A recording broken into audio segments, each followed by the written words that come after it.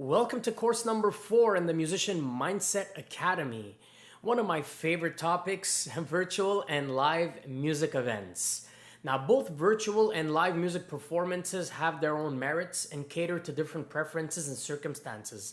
While live performances provide a more immediate and communal experience, virtual performances offer convenience and the ability to reach a wider, much wider audience. You could be sitting at home performing for somebody at the other end of the world, basically. I will show you in this course my personal experiences and how I monetize my shows the right way. Let's go. The years 2020, 2021, and 2022 have been very rough for all music artists. The COVID-19 pandemic dealt a significant blow to the music industry, forcing the cancellation of music festivals and tours. But what happened is live streaming emerged and became so popular, and it gave an opportunity to music artists like myself to keep performing for my fans all over the world from the comfort of my home. Easier to monetize, more fans, and a bigger reach. But what is a virtual show? For those of you who don't know what a virtual show is, basically you presenting your art form to fans worldwide using your camera, sitting in your studio or any room in your house, and your fans can enjoy you playing your instrument, singing, or DJing from the comfort of their home from anywhere in the world. The best thing about a virtual performance, besides reaching people anywhere in the world, is once you have your equipment in place and set up, you pretty much don't have any more expenses and everything stays as is. You don't have to move stuff around. You don't have to lug equipment to shows, and it's very easy. You could do this from the comfort of your home, and you can get ready 5 minutes before the show, and once the show ends, you go on with your day. Now, if you want to stream to multiple platforms at once, there's some artists that have maximized their streaming potential by streaming to multiple platforms using services like StreamYard, Hovercast, Switcher Studios, Streamlabs, or Switchboard Live. A lot of these services are free, and you can stream to multiple platforms like Facebook, Twitch, YouTube, and much more. But here's what I do. I stream only to my Facebook music page, and it gives me a better control over my offerings and my sales. I monetize my content a lot easier and a lot faster. I use Facebook Creator Studios, and I leverage advertising and stars. Now, stars is a tipping feature that could make you a lot of money.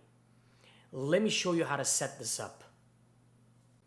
All right, step 1, you're gonna make sure you are logged in to Facebook with your personal account, the account that manages your music page. Step 2, you're going to type in the URL business.facebook.com/Creator Studio. Now, this will take you directly to your Creator Studio dashboard. Now, on the left side, make sure you see your artist logo and name on top. If not, you are going to click that drop-down menu and select your artist page. And then you will click on monetization. All right, you are now in the overview section, where we're going to verify the eligibility of your page to ensure that Facebook allows you to utilize these monetization services. So you're going to click on View Page Eligibility, and you're going to comply with any prompts or requests provided. Once this is done, click on Stars.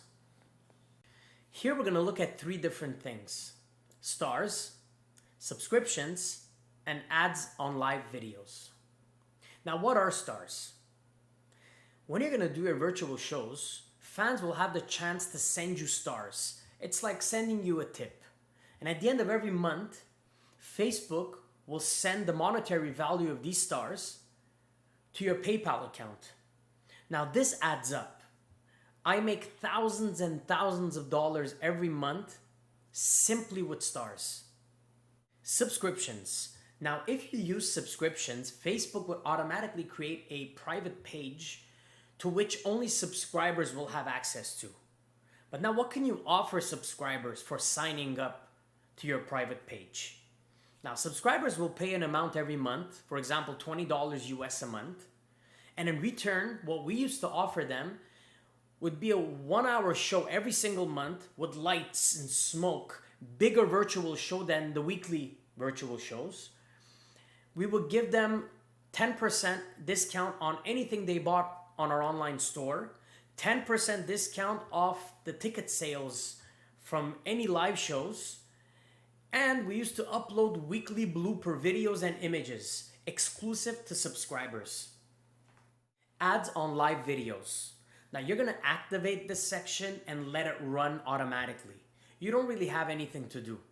What Facebook does is they place small ads on your videos for your fans to see, and they give you a little percentage from the ad spend. It's very minimal, but you have absolutely nothing to do, and it's an extra source of income at the end of the month. Click on goals and select Add Stars Goal. Now here you're going to set the number of stars you would like to receive during your virtual shows. Now, for instance, your goal could be 5,000 stars.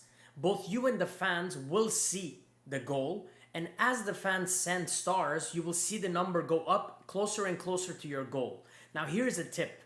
Every time a fan sends stars, mention their name thanking them. This will encourage other fans to do the same. I've reached my goal almost every single time, and most of the times I've surpassed the goal. Now once you're done, you're going to click on Settings. In the Settings section, you can fine-tune all the configurations related to stars during virtual shows. Now you can always come back and modify these settings at any time. Now step 1, toggle turn on stars so you can start monetizing using stars. Step 2, set the minimum star amount to 100. Now this is equivalent to $1. And this is the minimum amount that your fans will be able to send you. Step 3, write a message for your fans to see during your shows. Here's what I wrote. Get your stars now at www.fb.com/stars. Step 4, express your gratitude to fans when they send you stars. So write an automated message so when they send stars, they get this message right away. Now this is what I wrote. Thank you for the stars. I truly appreciate it. And step 5, this is a pinned comment that's pinned to all your live streams. Here's what I wrote. You guys are the best. Thank you for the stars. Get your stars here. fb.com/stars. Congratulations, you are now fully set up to monetize your virtual shows using stars. Now here's a fan's spending psychology. Now a fan might hesitate to spend $25 on a t-shirt, but they will spend $100 worth of stars in a month because they're excited during your virtual shows. So use that. Offer more virtual shows every week. I used to offer 2 to 3 half-an-hour virtual shows every week and made thousands of dollars every month with stars.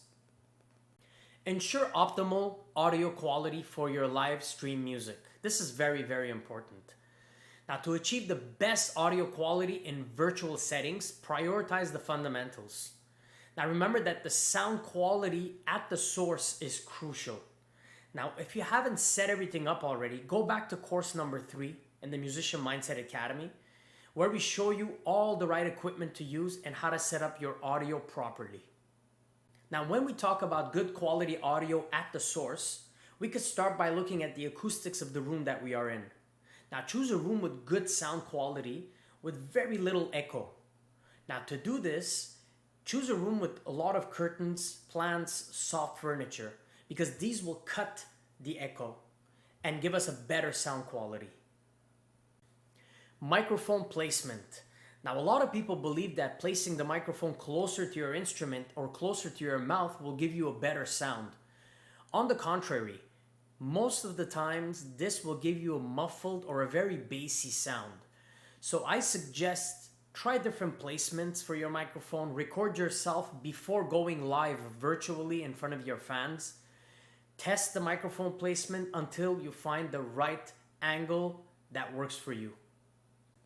Just like live performances, you need to do a sound check before going live virtually in front of your fans. Now, what I do is set up my equipment, connect my phone, and I film myself using the video mode on my smartphone, because what I will see and hear in that video is what my fans will see during my virtual shows. A lot of people ask me if they can monetize their virtual shows and generate an income from them. And the answer is yes, you absolutely can. And in the upcoming slides, I will share some tips and some of my personal experiences on how to monetize your virtual shows. Now, what to do during your virtual shows besides performing? You will promote yourself and your online store. Now, during your shows, whether you have 10 people watching or 500 people watching, you will promote your online store so you could sell merchandise. You will promote your live shows so you could sell tickets. This is the best place to promote yourself because people are really paying attention, and you could pretty much sell anything to anybody that's there watching you. Now, here's what I did to grow my fan base a lot faster. When I first started, I gave my fans a virtual show every week that lasted 1 hour. This helped me grow my fan base a lot quicker. Few months into it, I changed it to 2 to 3 shows a week of 30 minutes each. So this gave my fans a lot of virtual shows in a month. Plus, I added a monthly 1 hour full band show with lights and smoke. Then I took that 1 hour and I cut it in little snippets and I posted it as content on my page. So what happens is, on my page, there's a lot of engagement and a lot of action. So Facebook loves that. And the algorithm helps you find more fans organically, so your fan base grows very, very quickly. Now, later on in this course, we're going to build an online store and look into sponsorships. Now, when you're doing a virtual show, you need to promote your online store and you have to mention your sponsors, but we will look into that later on. When it comes to your virtual shows, it's very important to consider the time zones because you're doing this internationally. I mean, I chose Tuesday night, 7 p.m. Eastern. Why not Thursday, Friday, Saturday, the popular nights? Because I had live performances those nights. When you choose a day and a time, be consistent with your schedule because your fans will adjust their schedule based on your schedule. Now let's go look into live events. Live music events. Choosing the ideal city for your performance. Now, my personal suggestion would be to start with your own region where you live. Expand to neighboring cities once your fan base is pretty solid where you are. And then just keep growing and growing and growing. Later on in this course, we're going to look at digital marketing and I'm going to show you guys how to market one city at a time.